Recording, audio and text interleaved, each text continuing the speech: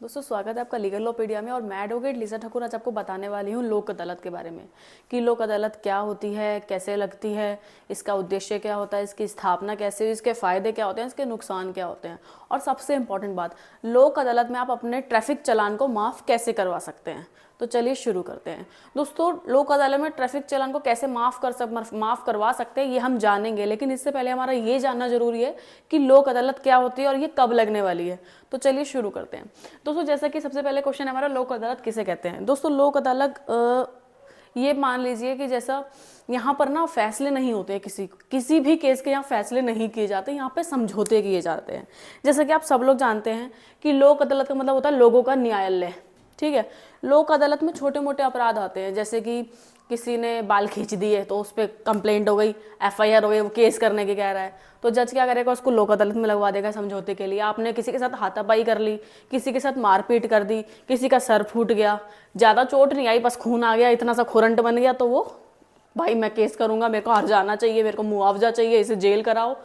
तो जज क्या करता है, इन सब छोटे छोटे केसों को वो लोक अदालत में ट्रांसफर कर देता है ताकि उनके आपसी समझौते हो जाएं, जो भी वो चाहते हैं एक दूसरे से वो क्लियर हो जाए। तो जज करेगा कि भाई ठीक है, आपका मामला हम लोक अदालत में लगवा देते हैं, आप वहाँ पर जाके फैसला कर लीजिए। ठीक है, अब इसमें सिर्फ छोटे मोटे अपराध ही आते हैं। आप ये सोचें कि किसी का आप मर्डर करके भागें और उस फैसले को लोक अदालत में लगवा जाए तो आपको भगा दिया जाएगा वहाँ से, क्योंकि वहाँ पर ये मर्डर के, रेप के, डकैती के केसेस नहीं लगते। अच्छा दोस्तों, लोक अदालत में ये सब तो केस लगते ही हैं। लोक अदालत में ट्रैफिक चालान्स भी लगाए जाते हैं, और लोक अदालत में जब ट्रैफिक चालान्स लगते हैं तो आधे से ज़्यादा तो वहाँ माफ़ कर दिए जाते हैं, या फिर उनका जो जुर्माना है वो कम कर दिया जाता है। तो दोस्तों जैसे कि मैंने आपको बताया कि लोक अदालत, आप इसके नाम से ही इसको पहचान सकते हैं, लोगों की अदालत, लोगों का न्यायालय। ठीक है, सेकंड पॉइंट है कि इसका उद्देश्य क्या होता है, ये क्यों लगाई जाती है। तो लोक अदालत इसलिए लगाई जाती है ताकि कोई भी निर्धन व्यक्ति पैसे की वजह से न्याय से वंचित ना हो जाए, इसीलिए लोक अदालत लगाई जाती है। ताकि अगर आपके पास पैसा नहीं है और आप सोचो कि भाई कोर्ट में जाना है तो वकील की फीस देनी पड़ेगी, पैसा होना चाहिए, कर्जा लेके कोर्ट में जाना पड़ेगा, ऐसा नहीं है। अगर आपके पास वकील करने के लिए पैसा नहीं है तो आप जाके मजिस्ट्रेट को कन्विंस करें कि हम बहुत गरीब हैं, हमारे पास वकील करने के लिए पैसा नहीं है और हम चाहते हैं कि आप हमारे केस का निपटारा करें या इसका सॉल्यूशन निकालें, तो लोक अदालत में वो मजिस्ट्रेट आपका केस ट्रांसफर कर देगा। और वहाँ पर आप जाके खुद भी प्रेजेंट हो सकते हैं, खुद भी वार्तालाप कर सकते हैं एक मजिस्ट्रेट से। जरूरी नहीं है कि वहाँ पर आपको एक वकील ही करना पड़ेगा। ठीक है, फिर उसका सेकंड पॉइंट है दोस्तों कि इस लोक अदालत के क्या फ़ायदे होते हैं। तो फ़ायदे मैं आपको बता देती हूँ कि इसमें सबसे पहले पुराने मुकदमों को लगाया जाता है, जो कि कोर्ट में काफ़ी टाइम से पेंडिंग पड़े होते हैं। ठीक है, और मान लीजिए जैसे कि, और इसमें उन मुकदमों को भी लगाया जाता है जिसकी कोई प्रोसीडिंग ही नहीं शुरू हुई है, मतलब एफआईआर कट गई है और वो कोर्ट में पड़ी है, उसको सुनने के लिए अभी कोर्ट को टाइम ही नहीं मिला। ठीक है, तो ऐसे केसेस को कहाँ लगा दिया जाता है, लोक अदालत में। ठीक है, और दोस्तों सबसे बड़ी बात है ना इसमें कि किसी भी पक्ष को केस होने के बावजूद, कार्रवाई होने के बावजूद भी किसी भी पक्ष को इसमें सजा नहीं सुनाई जाती, क्योंकि यहाँ पे सिर्फ और सिर्फ समझौते होते हैं। तीसरा हमारा पॉइंट है दोस्तों कि इसमें ना केस को ज़्यादा लंबा नहीं खींचा जाता, इसमें आपसी समझौते से, आपसी सहमति से केस को ख़त्म कर दिया जाता है, दोनों पक्षों की सुनवाई होती है। और लास्ट हमारा पॉइंट है दोस्तों कि इसमें मुआवजा और हर्जाना तुरंत आपको मिल जाता है। ठीक है, कैसे, मान लीजिए कि जैसे किसी ने आपको मार दिया, ठीक है, और आपके बहुत चोट लग गई, लेकिन ना तो उसने मुआवजा दिया आपको, ना हर्जाना दिया, ऊपर से आपके साथ बदतमीजी करता है। फिर आप अपना केस लोक अदालत में लगवा लिया, तो आप वहाँ पर बोल सकते हैं कि जी मुझे जितनी भी चोटें आई हैं, उनका जितना भी खर्चा आया है और इसकी वजह से मैं अपनी नौकरी पर नहीं जा पाया, तो मेरी इतने दिन की सैलरी कट गई है, तो मुझे उसका सारा मुआवजा, सारा हर्जाना इस बंदे से चाहिए। अगर आप कोर्ट को कन्विंस कर लेते हैं और आपका विषय अगर कोर्ट को लीगल लगता है कि हाँ भाई ये होना चाहिए, ये सही है, तो हैंड टू हैंड आपको मुआवजा और हर्जाना मिल जाता है। ठीक है दोस्तों, इसके बाद कर लेते हैं कि लोक अदालत का क्या नुकसान है। इसका एक ही नुकसान है और वो शायद लोक अदालत का सबसे बड़ा नुकसान है। वो ये नुकसान है कि अगर लोक अदालत का कोई फैसला आ गया आपके केस पर, तो आप उस फैसले को लेके किसी भी कोर्ट में अपील नहीं कर सकते हैं। जैसे कि मान लीजिए डिस्ट्रिक्ट कोर्ट में कोई केस चलता है, वहाँ से फैसला हो गया कोर्ट का, डिस्ट्रिक्ट कोर्ट में केस खत्म हो गया, तो आपके पास एक ऑप्शन है कि भाई मैं डिस्ट्रिक्ट कोर्ट के फैसले से राजी नहीं हूँ, और सेटिस्फाई नहीं हूँ, मैं आगे जाकर भी अपील लगाऊंगा, तो आप डिस्ट्रिक्ट कोर्ट से निकल के हाई कोर्ट में जा सकते हैं। हाई कोर्ट से सेटिस्फाई नहीं है तो सुप्रीम कोर्ट जा सकते हैं। लेकिन अगर आपके केस में लोक अदालत ने एक बार फैसला सुना दिया तो वो उस केस का अंतिम फैसला माना जाएगा और उस फैसलों को लेकर आप कहीं पर भी किसी भी कोर्ट में अपील नहीं कर सकते। ये लोक अदालत का सबसे बड़ा नुकसान है और एक ही नुकसान है। तो चलिए अब बात कर लेते हैं कि लोक अदालत में क्या होता है। लोक अदालत में क्या होता है, अभी जैसा कि मैंने आपको बताया कि लोक अदालत में छोटे छोटे मुकदमों को निपटाया जाता है और यहाँ पे फैसले नहीं, सिर्फ समझौते होते हैं। समझौतों के आधार पर ही लोक अदालत लगाई जाती है। तो दोस्तों इसका थर्ड पॉइंट है हमारे पास कि लोक अदालत कितने प्रकार की होती है। तो चलिए शुरू करते हैं, देखते हैं लोक अदालत वैसे। दोस्तों अब जैसा कि मैंने आपको बताया कि लोक अदालत 6 प्रकार की होती है। दोस्तों वैसे तो लोक अदालत इतना बड़ा टॉपिक नहीं है, इसलिए हम इसको ज़्यादा नहीं खींचेंगे, छोटे में समझने का प्रयास करेंगे। तो चलिए शुरू करते हैं। जो पहली लोक अदालत है वो है सतत लोक अदालत, मतलब कि ये लगातार कई दिनों तक लगाई जाती है, मतलब कॉन्टिन्यूसली लगाई जाती है, 1 दिन 2 दिन 3 दिन सभी कोर्टों में।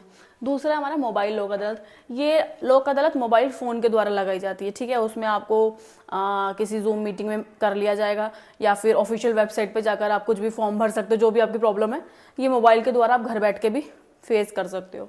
फिर है दैनिक लोक अदालत, ये हर दिन लगाई जाती है, मतलब रेगुलर बेस पे लगी रहती है।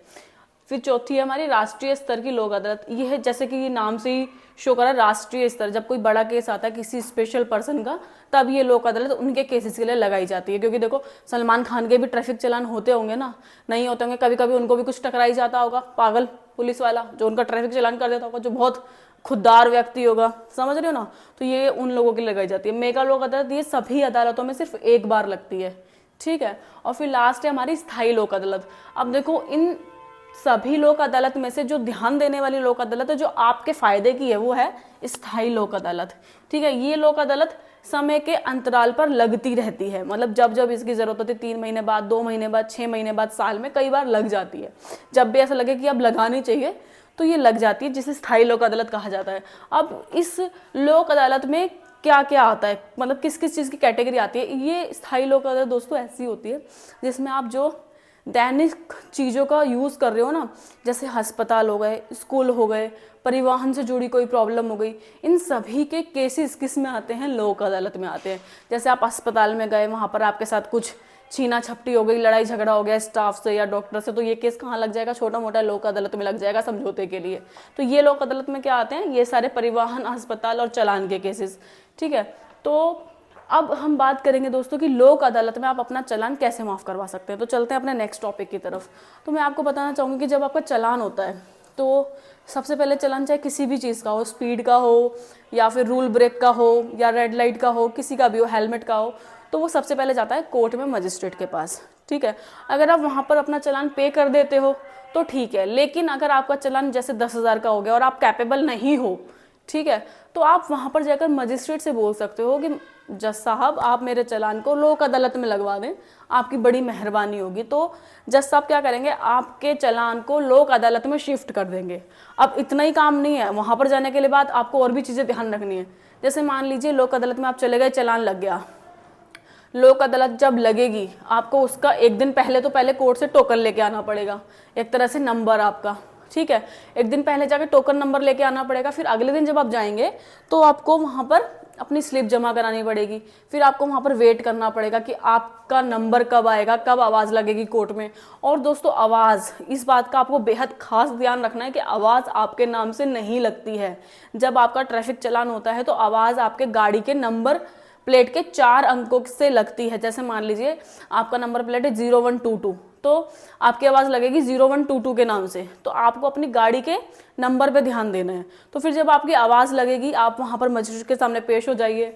आपकी जो भी प्रॉब्लम थी, जो भी सिचुएशन थी, आप मजिस्ट्रेट को कन्विंस कीजिए कि जैसे मान लीजिए कि आप एक स्टूडेंट है, ठीक है, और आपका 3 लोगों को एक साथ बाइक पे बिठाने का चालान हो गया, लेकिन आप स्टूडेंट है तो आप उन्हें बोल सकते हैं कि जज साहब मैं तो एग्ज़ाम के लिए जा रहा था, वो मेरे दोस्त थे और हम लेट हो गए थे, तो इसलिए हमें ये सब करना पड़ा, हमने जानबूझ के ये काम नहीं करा, हम आगे से ध्यान रखेंगे, हमें अपनी गलती का पछतावा है।